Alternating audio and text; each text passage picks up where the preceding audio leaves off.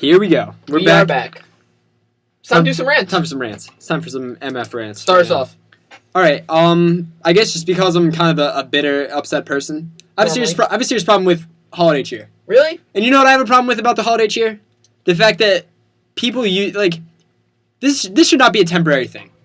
It should not be for 20 or so days I'm gonna treat somebody a little differently because it's Christmas.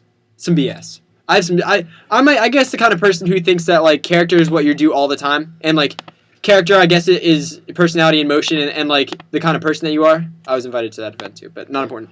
I think that the whole concept that holiday cheer is temporary and that it's not something that you would normally do is its inherent flaw. Yeah. It should be Christmas all year round. That sounded pretty cool, but it should. It should be, you know what? I'm gonna help this person out. I'm gonna do something nice for him because that's just the kind of person I am. Yeah. You shouldn't have to be reminded by Christmas that you should be nice to people. Exactly. You should be nice to people the whole year round. It could be March, it could be July, and you know what? You should be doing the same kind of nice things you did in March and July that you do in December because it's Christmas. Santa is evaluating us all year round. He doesn't take a break. He doesn't stop after Christmas. He doesn't start in December. It's a year process. You want to be on the nice list because if you're on the naughty list, it's bad news. That's the gateway to hell. Santa Claus might pull out his beard if you know what I'm saying. He's basically telling God that you're going to hell. Something like that. They're probably tight. I bet Santa is the God's right-hand man, left-hand man. If right-hand man is Jesus. Santa Claus is left. Sure. They're probably together oh, you know what? Probably chilling.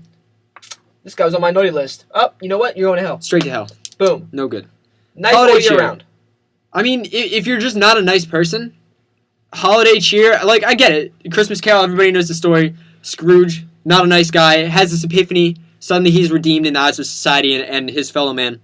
Although I don't think that would ever happen. I don't think that it would ever happen either, especially not now. Yeah. But it's more about your conscience. And if you're the kind of person that can live with yourself having done something unusually nice when you normally wouldn't, you're really kind of a crappy person anyway. Yep. Holiday cheer, I'm fine with holiday cheer, but I'm not fine with the way people treat it and the way people enact it. Get a clue. All right. This one. Also, probably, I think, my idea. Yeah, probably. Because I have a serious problem with people who... We already discussed the music. But how about commercials where they change the words to a Christmas song that you know and use it to sell a product? I'm trying to think. There's some car commercials. The Garmin commercials. The Garmin commercials. Yep, the Garmin commercials. And you know what? This goes back to what I was saying before. Christmas, on some levels, should still be a sacred thing that nobody messes with. In this society, we are obsessed with taking old ideas, changing them up. Look at all the movies that are coming out, all the books. We are taking things from our past, making them new, passing them off as new again to try to make money. God forbid we have an original idea. I think that these Christmas things that were from the 1950s, 1940s, oftentimes, leave them alone. Yeah. Write a new song. How hard there are new songs being written every single day. Write a new Christmas song. Let me ask you this. One thing that I want to rant about, and I'm going to rant about, is the Lexus Christmas song. How they're associating their car song at Christmas time with Christmas and thinking, oh my God, this song means I'm getting a Lexus. First of all, no one associates that song with getting a Lexus. That's pretty presumptuous that you're going to put that on your commercial and assume that suddenly makes your song meaningful to everybody. I'm pretty sure I associate that song with that car commercial like Lexus because they play it every year. But I don't think it's familiar enough that someone getting a gift with that song playing thinks, wait, why are you playing me a song from a car commercial? Yeah, this is really stupid. Where do you get off?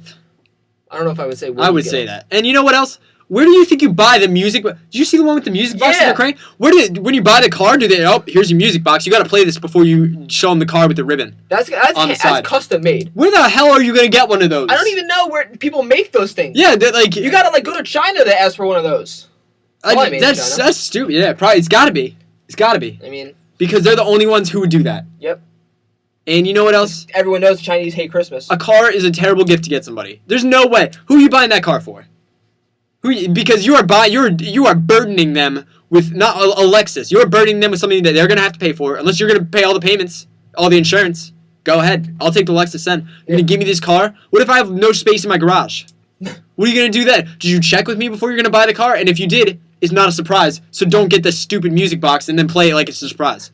And it's not like I'm not going to see you driving that thing up with the dumbass bow on it. I'm going to see you park that in my driveway, and then, like, what am I going to forget about? What are you going to have somebody drive it there while I'm, like, preoccupied?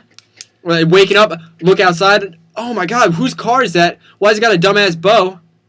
I guess that's my car. Stupid gift. And you know what? The bow, waste of materials. Nobody needs a bow that big. No one. Nobody... Stupid. How do you even stick it on? You can't pin it. What are you, taping it on my new Lexus? Idiot. Jesus. I mean, come on. Very well done, Scott. All right. So using Christmas songs to sell products was your initial idea? Yeah. I don't like it. I don't like it either. I think that something should be sacred. Leave the songs as they are. Come up with something new.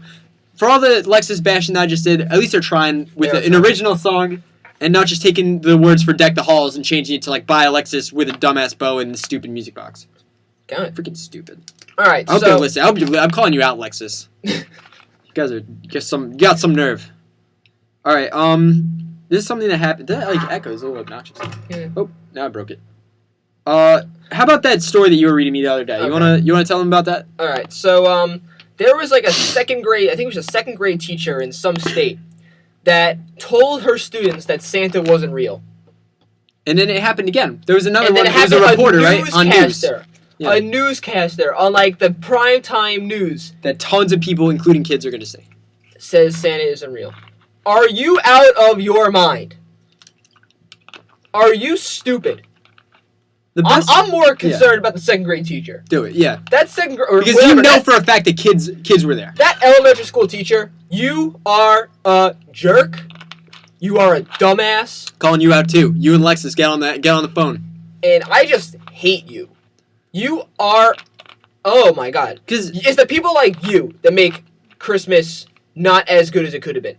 It's people like you that make, it's the kind of people like you that go straight to hell. Because that's what Christmas is all about, is that, especially when you're a kid, is that wonder. It's learning new things. It's about, oh, I like was really good, and I'm going to be rewarded, and by the way, I have this role model named Santa Claus who selflessly makes toys for me and drops them off and does all these great things without ever asking anybody to do anything for him. And when I was a kid, I even used to like write the letters and be like, oh, I did all these good things, like, so can I please get my gifts?